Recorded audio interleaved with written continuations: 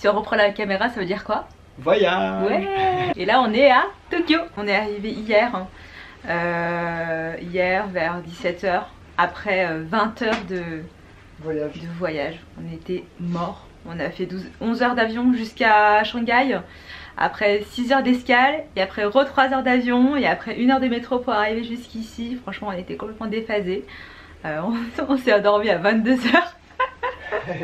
Le Airbnb, pour deux c'est bien, mais c'est un petit, hein. Tout ce qu'on avait regardé c'était ça, hein. C'était vraiment, t'es à la cuisine dans le salon, t'es sur les toilettes, tu peux te brosser les dents, te laver la tête en même temps. Donc voilà, là il est midi, on a du mal à se réveiller, on est encore fatigué là, mais bon, faut y aller quoi. Donc là on est dans le quartier de Shibuya et fatalement nous on a découvert hier en premier. Bon, ça a carrément rien à voir de jour, et là on a vraiment de la chance parce qu'il pleut, bien sûr, ça c'est. Sinon ça aurait été carrément moins drôle quoi. Mais il fait chaud, ça va? Ouais, il fait bon, ça, il pleut pas trop fort donc ça passe. Le fameux croisement de Shibuya, bon là il y a carrément personne par rapport à hier soir. Hier c'était vraiment blindé. Je pense qu'on vous montrera de nuit ce que ça donne, c'est vraiment impressionnant. Et puis bah c'est un mini Times Square là au niveau des écrans, il y en a un petit peu partout, les publicités. Voilà là, boule de... C'est rigolo parce qu'il y a tout le monde qui filme quoi. Ouais, on est sur un passage piéton. La statue elle est juste là et il y a carrément la queue pour pouvoir se prendre en photo devant quoi. Son maître il serait mort et le chien il aura genre attendu ici pendant des dizaines, plusieurs années. Voilà, et du coup ils lui ont fait une statue en mode la fidélité, la dévotion à quelqu'un. Je crois que c'est un truc comme ça. Pour vous montrer un petit peu le métro, ça a l'air vachement compliqué. En réalité ça l'est pas tant que ça. Il faut juste prendre le temps de regarder les directions. Il y a écrit à chaque fois le prix. Donc en fait par rapport à où tu es, donc nous on est là, il y a écrit le prix, donc là par exemple ça va te coûter 160-170 yens, alors que si tu veux monter tout là-haut c'est 1400 yens tu vois. Donc là les stations elles sont écrites qu'en japonais, mais il y a pas mal d'endroits où c'est écrit en anglais. C'est comme n'importe quel métro, c'est pas très compliqué à prendre.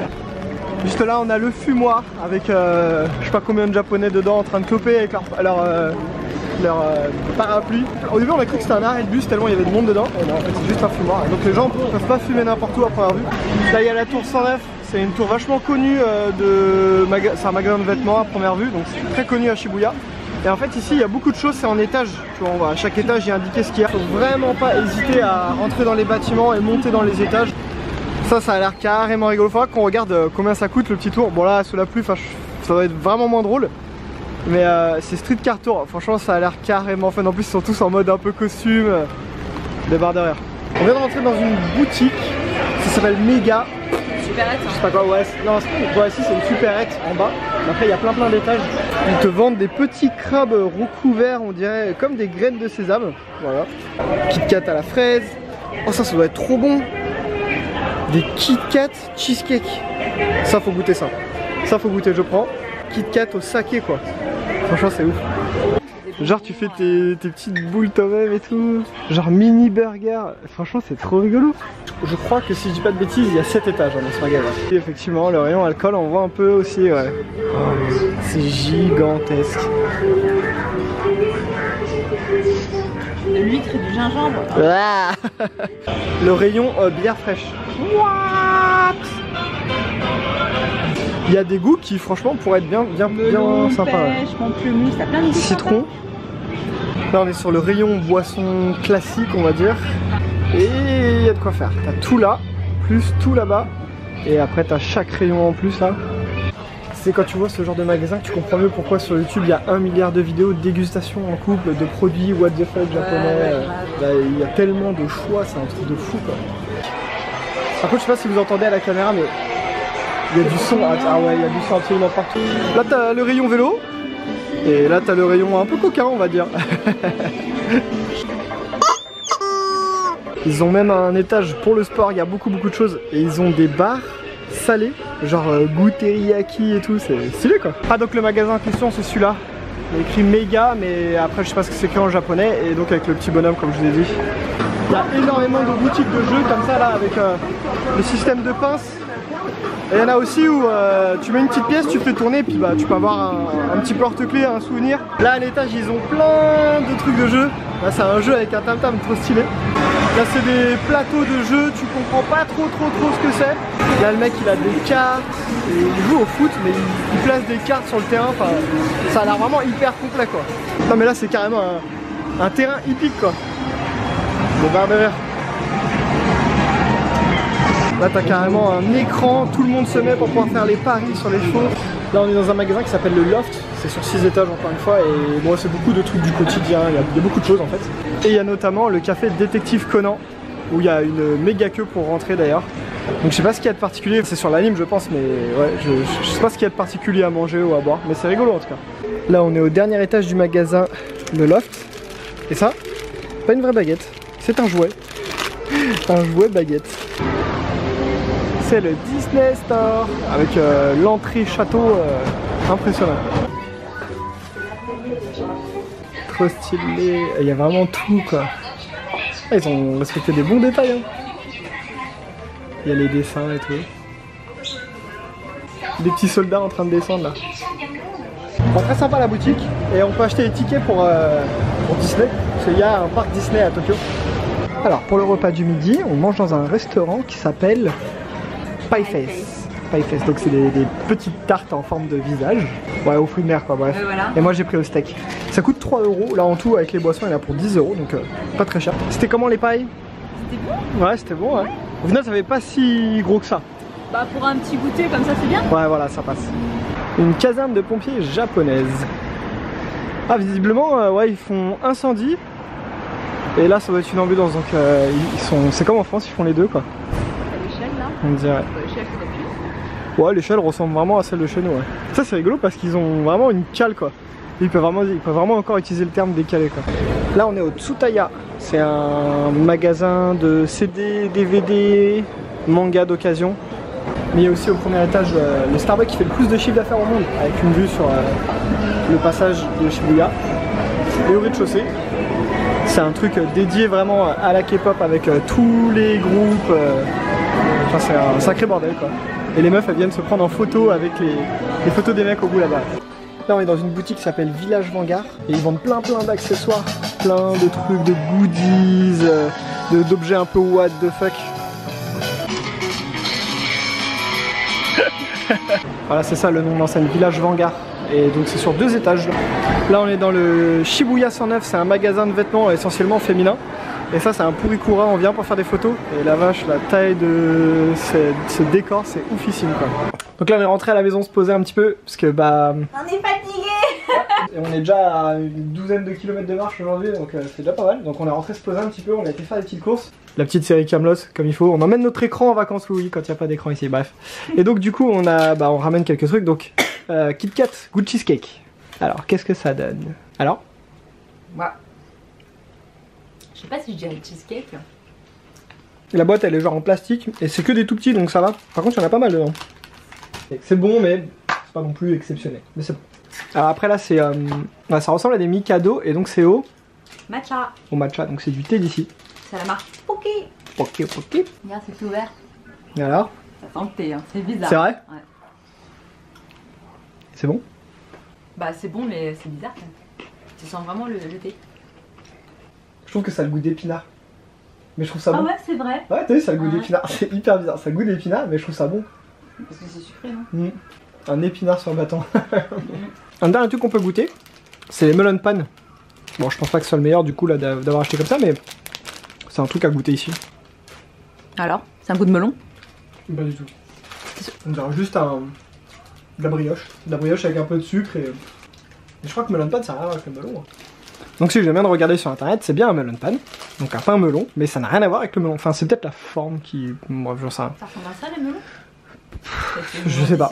Et donc c'est bien une brioche et normalement le dessus devrait être un peu plus cuit on va dire pour faire cookie alors que là c'est... Donc c'est bon mais c'est pas... C'est une brioche quoi. En même temps ici, en Asie les pâtisseries c'est pas... Ouais. Bah pour une pâtisserie au Japon je trouve que ça va. Mais je veux dire c'est pas transcendant, il n'y a pas un goût spécifique de ouf ou quoi. Donc ouais. On va visiter un magasin qui s'appelle Tokyo Ends. Du coup c'est un magasin à première vue d'articles un peu de tous les jours. Et en fait on va visiter beaucoup de magasins aujourd'hui. Ouais. En fait chez Shibuya il y a beaucoup de magasins à voir, après il y a les rues etc.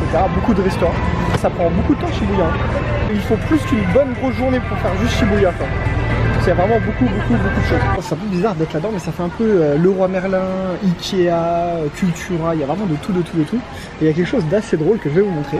En fait c'est un petit truc qui imite le bruit d'une chasse d'eau pour éviter les bruits gênants, on va dire. Bon, c'est pas l'article le plus classe, mais c'est pour vous montrer à quel point, en fait, en très peu de place, ils ont un nombre de choix d'articles. Tout ça, c'est que des brosses à dents, tout est hyper bien rangé et c'est partout comme ça, quoi. Là, on va aller au Shibuya Ikari. C'est un centre commercial, encore une fois, il fait 20 et quelques étages. Et donc vers là, ça doit être le 11e, 10e, 11e étage. Et on a une belle vue sur Shibuya, donc on va aller voir ça avec la nuit qui arrive, ça peut être sympa. En fait, le ciel il s'assombrit, mais avec toutes les lumières, les rues s'illuminent. Les Japonais sont très très respectueux, tout le monde est sur la gauche. Tout le monde respecte bien son moment en place.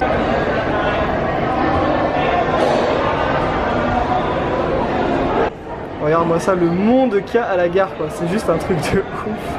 Regarde la taille du métro. Oh là là là. Là, le métro est assez grand. Ouais. Interminable. Ouah, ça traverse. Ouah. Avec les parapluies, c'est trop drôle. On dirait des petits insectes. Non, on va là-bas. Ces gens respectent même pas les passages piétons. Non, non, c'est un peu le bordel. Alors, à la base, on voulait faire ce restaurant de sushi. Paye l'attente. Du coup, pas très original, on finit sur un truc en traîneau. Ouais, par contre, c'est vraiment fait devant nous. Ouais. Bon, c'était comment? Bah, ça va, c'était bon. Ouais, c'était plutôt bon. On a mangé genre pour 9 €, alors pas de quoi se péter le bide, hein. Mais bon, la qualité, je dirais que c'est meilleur qu'en France. Ah ouais, non, pour 9 €, franchement, la qualité elle est bonne. Ouais. Bon, fin de la journée. On est fatigué. Oui. Il est 19h. Ah 19h30 quand même. 19h. Non, mais en plus, il pleut dehors, c'est assez relou pour visiter. Donc. On a combien de bornes on a fait là? Une vingtaine? Non, peut-être un peu moins, 16-17 bornes. 16-17 bornes. J'ai l'impression qu'on a fait genre 3 rues. Ouais. Qu'on a piétiné à mort. J'avoue, franchement, en termes de superficie, on n'a pas couvert tant que ça, pourtant ça nous a pris la journée. On va se reposer parce que demain on a une grosse journée. Donc bonne nuit. Ciao. Ciao. On est où là? À Akihabara. Nouvelle journée au Japon, ville électrique. Et voilà, juste en face de nous, il y a le Sega. Donc c'est juste énorme. Donc on va... Ça existe plus ça chez nous, Sega? Sega, non, ça se trouve plus trop. Non. Ça va être encore beaucoup de magasins aujourd'hui. Que du jeu vidéo, que du manga. Abusé. Ça a juste l'air trop bon. En plus, c'est vraiment mortel qu'ils fassent des plats comme ça là. Ah, ça donne trop faim. Ils savent vraiment mettre en avant leurs plats. Les boutiques, genre étriquées, super petites. Pour circuler dedans, c'est ultra serré, c'est abusé. C'est vachement réaliste. Hein. La qualité, pas cheap, quoi. Non, la qualité est vraiment bonne. Par contre, les prix aussi se ressentent un petit peu. C'est pas si abordable que ça. Trop stylé son sac au mec. Il est vraiment beau en plus. Hein.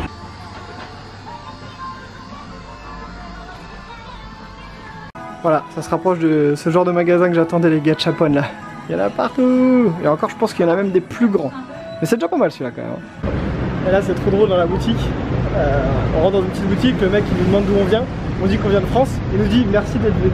Ouais. Ça visite tout ce qu'ils te disent. Bienvenue, ouais, très très poli, très très poli. À peine tu bouscules quelqu'un, tout de suite c'est pardon. Ouais. Franchement, ça c'est agréable. Cool. On continue dans les spécialités japonaises avec McDo ce midi.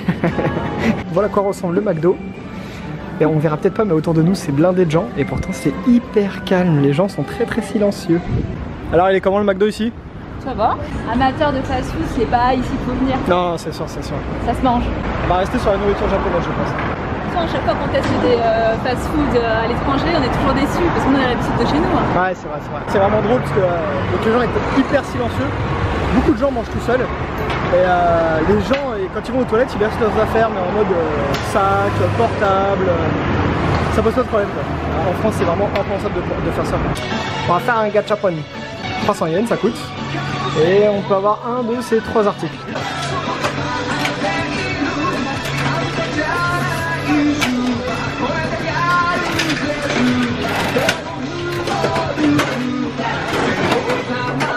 J'ai la voiture. Voilà. Pourquoi les petits autocollants?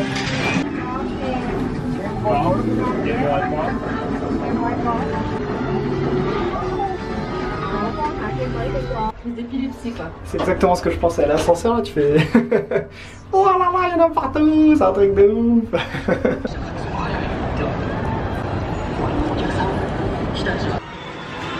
Les comptoirs des jeux sont vraiment magnifiques.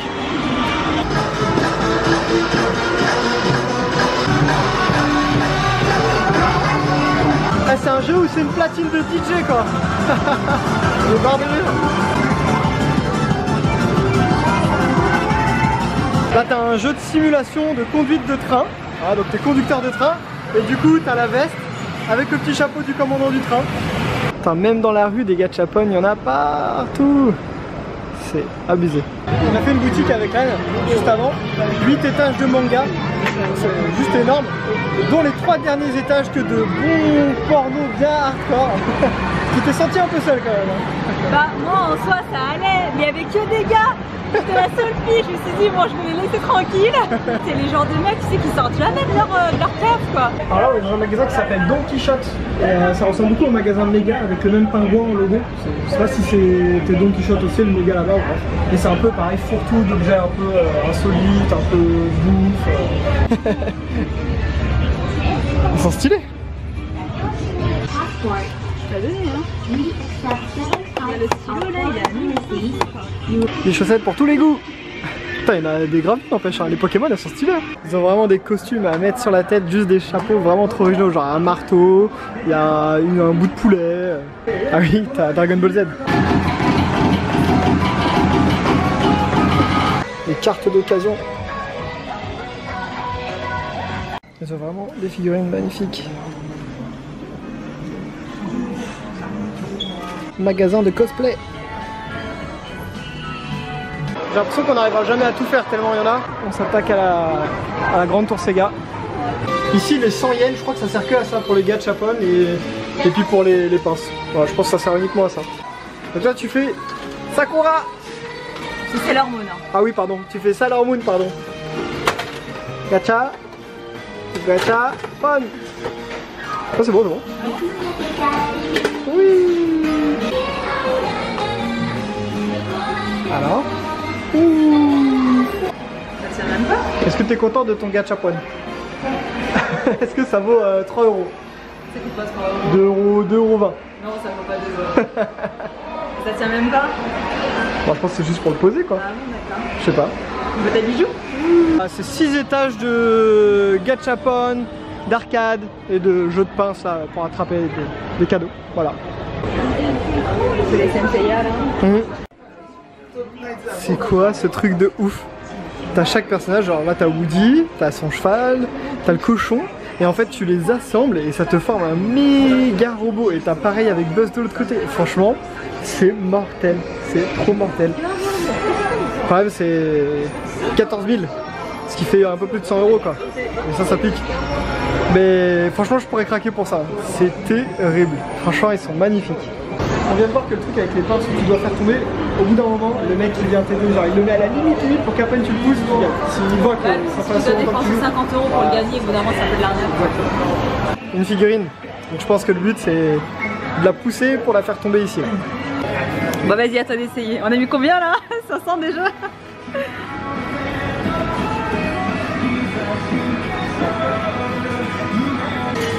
Il a même pas bougé d'un millimètre. Ouais. Ça avance, mais ça avance tout doucement quoi. Ça y est, on a réussi. Oui, il est là. Allez, 30 euros. Oui. Bon allez, maintenant c'est bon, c'est fini. On rentre à Paris. Attends, on va calculer pour voir combien ça fait. Je pense que t'as dû mettre... ouais, peut-être 3000 yens. 3000 yens, ça fait 23 euros. Ce qui est le prix d'une figurine de ce genre. Mais en gros, ça n'a pas du tout gagné d'argent. Bon, ça va qu'elle est belle. Hein. Faudra regarder sur Amazon combien elle coûte. C'est là qu'elle est à 5 euros. Mais franchement, c'est fun. Le mec vient t'aider assez rapidement quand même. Quand tu vois que tu mets pas mal d'argent. Il essaye de te donner la technique, etc. Donc franchement, ça c'est pas de l'arnaque, mais tu gagnes pas d'argent. C'est juste le plaisir. Au lieu de l'acheter bêtement, tu joues pour l'avoir. Ça peut te revenir un peu plus cher, comme ça peut te revenir un peu moins cher. Bon, on a regardé quand même sur Amazon. Donc c'est la collection Q-Posket, je connaissais pas.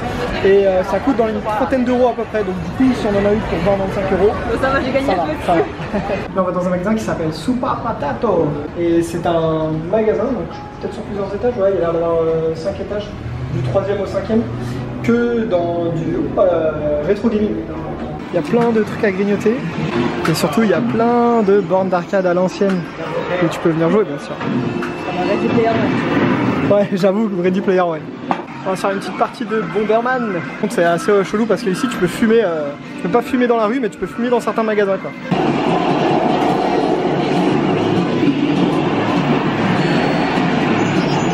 Bon, effectivement, je suis nul, ça faisait longtemps que j'avais pas joué à Bomberman. Trop stylé le Mega Mario. Waouh, c'est magnifique. Trop belle la boutique. Le nombre de jeux de Super Nintendo, c'est un truc de ouf ça. Ça fait trop plaisir de voir tout ça. Les jeux de Game Boy aussi, voilà. Puis il y en a des bien anciens, il y en a beaucoup que je connais pas aussi parce que ça va être des utilités japonaises peut-être. Il y a une borne Virtual Boy, la première console VR qui a été inventée par Nintendo et qui a donné des crises d'épilepsie et fait vomir des jeunes enfants. À côté de la gare, les bâtiments là ils sont gigantesques. Ah regarde, c'est Retour vers le futur. Tous les différents hoverboards. Ça fait un peu plus de 100 €. Ça fait un peu cher. Alors t'en as pensé quoi de Akihabara? C'est brillant. Non pas du tout. Il y a de quoi faire. Ouais, il y a vraiment de quoi faire. Alors en fait on était dans le métro et je me suis fait la réflexion, tiens je suis le seul mec dans le wagon. En fait il y a un wagon, le tout premier, qui est que pour les femmes. Et bon ça va, les gens me regardaient pas bizarre, enfin les meufs me regardaient pas bizarrement je pense parce que ça se voit qu'on est touristes. Et quand j'ai vu ça je me suis senti un peu mal à l'aise. En fait c'est une sorte qui font ça parce que y a quand même pas mal de pervers dans les trains. Donc on retourne à Akihabara pour voir le grand Gundam et puis refaire 2-3 magasins parce qu'on n'a pas eu le temps de tout faire. Et voilà, du coup on vous dit à demain pour un nouveau quartier, de nouvelles aventures au Japon. Ciao.